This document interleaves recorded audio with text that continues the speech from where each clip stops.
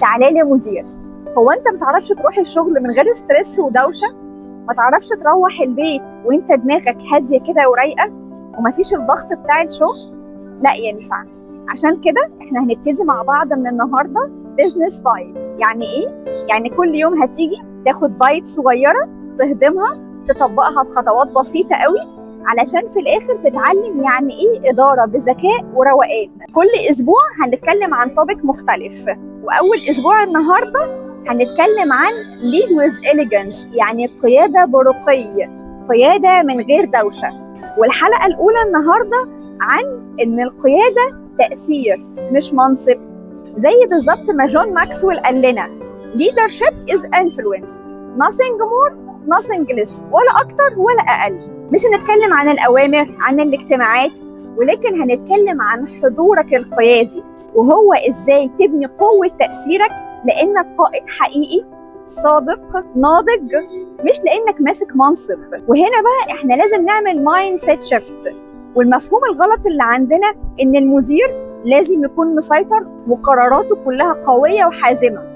مطلوب طبعا ان انت قراراتك تكون حازمه وتكون مسيطر، لكن مجرد التفكير ده اللي انت طول الوقت عاوز تبان كده، ده بيعمل لك هدد وبيبقى عبء نفسي عليك، وبتفصل كمان المدير عن فريقه. خليك عارف ان السلطه هتخلي الناس تنفذ اوامرك، لكن التأثير هتخلي الناس عايزين ينفذوا أوامرك. التأثير الحقيقي ما بيجيش ولا من الصوت العالي ولا من فرض السيطرة، ولكن بيجي من حضورك القيادي. واحفظ الثلاث صفات دول: واثق، هادي، وصادق.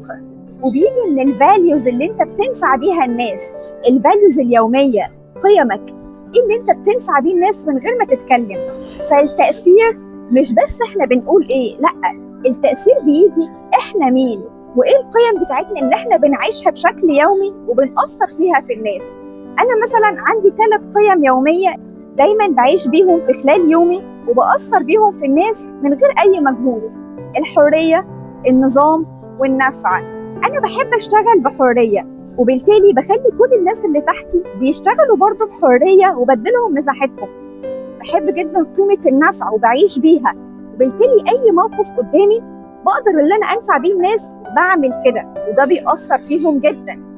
وكمان النظام، كل حاجة لازم تكون منظمة، وده انا بعمله في كل تفاصيلي اليومية، والناس بتاخد ده وبتتأثر بيه. فانا عايزاك كده دلوقتي تفتكر مين اكتر حد أثر فيك فعلا. هل كان بيخوفك بصوته العالي، ولا كان بيحسسك دايما بالأمان وان هو بيحميك؟ طب هل الحاجات دي موجودة فيك، ولا انت محتاج كده شوية ايشوز تظبطها عندك؟ فانا محتاجاك من النهارده تبدا تراجع كده حضورك القيادي. هل هو هادي وصادق وحقيقي فعلا وواثق، ولا انت محتاج حاجات معينه تظبطها؟ في الحلقه الجايه ان شاء الله احنا هنتكلم عن الهدوء، وازاي ان الهدوء مش ضعف، ده سلاح قوي جدا في ايد القائد المؤثر الحقيقي، مش اللي مؤثر بصوته او بفرض السيطره بتاعته.